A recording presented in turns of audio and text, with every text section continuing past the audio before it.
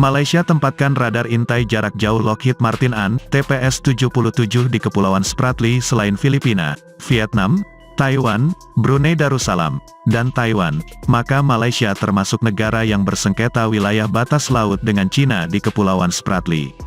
Seperti diketahui, konflik di Laut Cina Selatan, termasuk klaim teritorial di Kepulauan Spratly, melibatkan sejumlah negara di wilayah tersebut.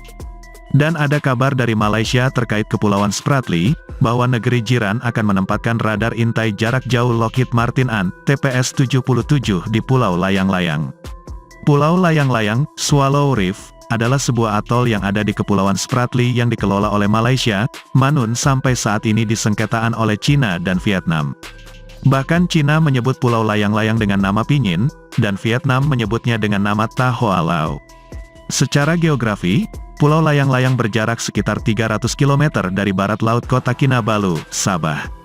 Dilansir dari DefenseSecurityAsia.com, tanggal 30 Oktober tahun 2023, Menteri Pertahanan Malaysia Datuk Seri Mohamad Hassan di Parlemen mengatakan, radar jarak jauh akan ditempatkan di Pulau Spratly.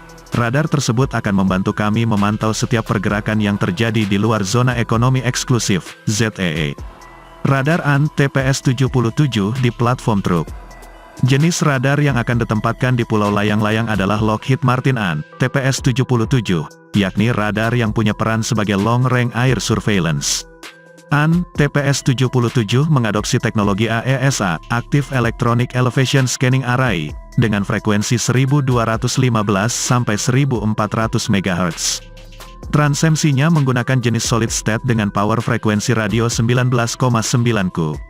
Antena bekerja dengan dual scan rate, 5/10 atau 6/12 rpm. Sementara jangkauan deteksi radar AN, TPS-77 dengan search elevation -6 sampai 20 derajat dan track elevation -6 sampai 50 derajat, dapat mengendus sasaran pada jarak 300 sampai 470 km, dan ketinggian deteksi maksimum 30,5 km.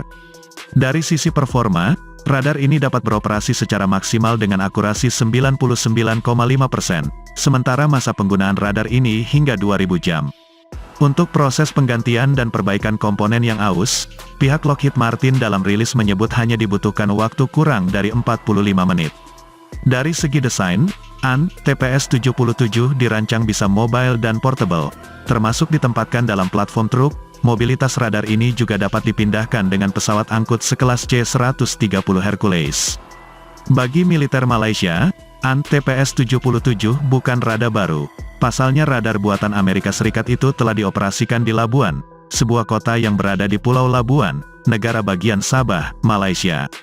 Pulau Layang-Layang di Laut Cina Selatan terletak sekitar 162 mil laut barat laut kota Kinabalu, dan Malaysia menegaskan klaim kepemilikan sesuai dengan Konvensi PBB tentang Hukum Laut, UNCLOS 1982. Pulau Layang-Layang memiliki panjang sekitar 7 km dan lebar 2 km.